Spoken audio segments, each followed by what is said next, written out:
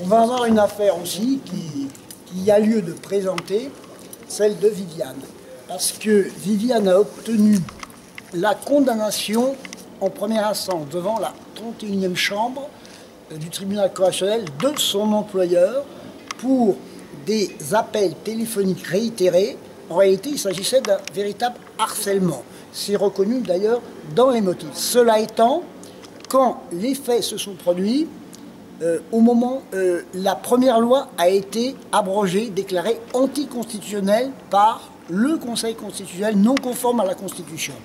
Donc il y avait un vide juridique et la nouvelle loi n'était toujours pas promulguée. Ce qui fait que même si dans les motifs on reconnaît le harcèlement, il n'en demeure pas moins qu'il n'était pas possible, sur la base du harcèlement, d'obtenir la condamnation. Quoi qu'il en soit, l'employeur a été condamné à 5 000 € d'amende. Quant à elle qui réclamait des dommages, elle a subi des dommages matériels, ils n'ont pas été reconnus.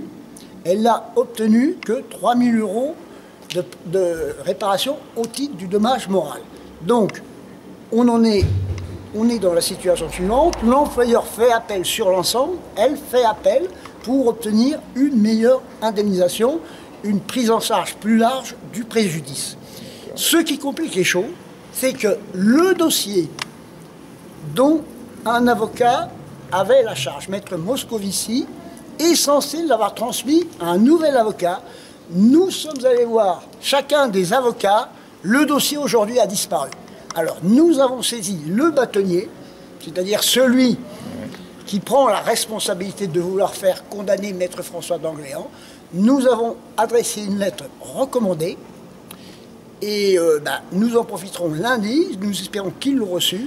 Quoi qu'il en soit, l'appel qui devait être audiencé le vendredi 9, il est évident qu'il faudra demander le report parce qu'il y a une impossibilité de pouvoir plaider dans ces conditions.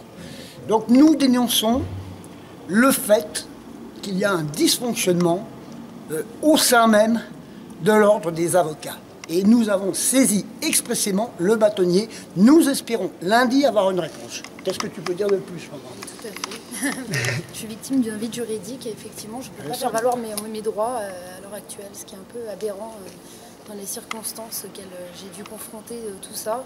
Donc d'un employeur qui m'a harcelé jour et nuit de SMS et d'appels malveillants. Et donc ça a dû se requalifier en appel malveillant réitéré. Donc ce qui a été un peu aberrant. Voilà. Et puis par rapport à ça, le dossier ayant disparu, mon avocat ne peut pas faire son travail comme il faudrait. Les deux avocats se renvoient la balle. C'est inadmissible une chose pareille.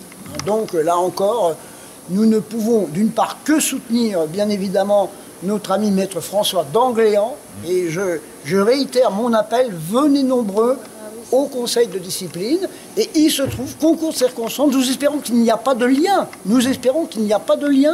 mais c'est quand même assez troublant qu'un dossier ait pu disparaître dans ces conditions. On ne sache pas où il est. Voilà. Ok. Merci. Merci. Super.